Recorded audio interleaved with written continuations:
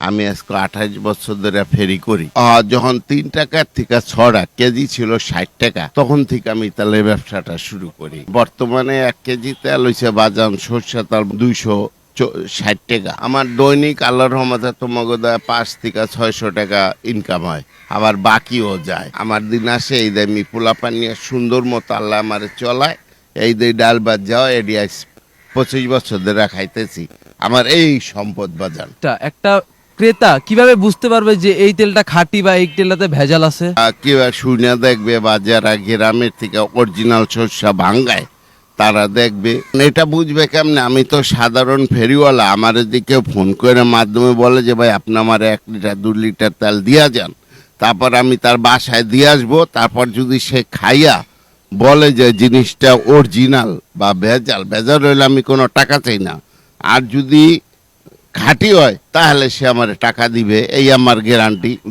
এটা অরিজিনাল মাগি শস্য, যেটা বাংলার রাজা, যেটা মনে করো লাল, ওইটা ২১টা। ফেরি করে ৯টার থেকে বাসার থেকে নামি, রাত ৫টা ৬টায় বাসায় মাল দিয়া আবার আল্লাহ দিলে বাসায় যাই। আমার জানে যে আমি ব্যবসা করি, এর জন্য আমার অনেক সম্মান করে আপনাদের দোয়ায়।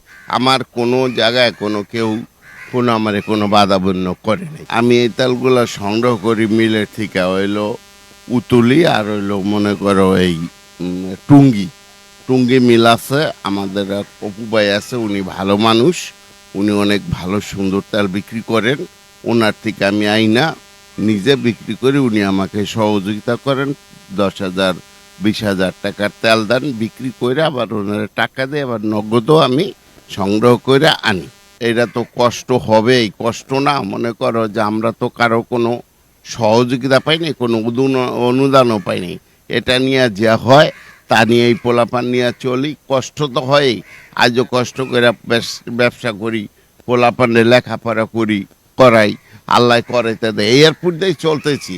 তোমার কাকি কষ্ট করতেছে, সংসারে সবাই সহযোগিতা, এইভাবেই চলি। আমি প্রথমে গার্মেন্টসে চাকরি করছি ৬০০ টাকা বেতনে, তখন দেখি আমার পোষায় না বাজান।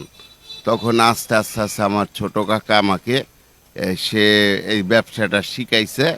পরে বাজার আমি আস্তে আস্তে আস্তে আস্তে ব্যবসাটা একটু বড় করতে লাগছি। কিন্তু আমার মনে করো অনেক কষ্ট করে আমি এই ব্যবসাটা বাজান দাঁড়া করাইছি।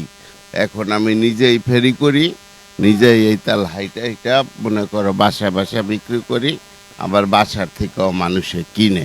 তোমাদের দোয়া আল্লাহর রহমতে এদি আমি পোলাপান নিয়া আল্লাহর রহমতে দুঘা ডাল ভাত খাই বাজার। আমি এই ঢাকা মিরপুর সব জায়গায় আমি আছি, সব জায়গায় আমি ব্যবসা করি।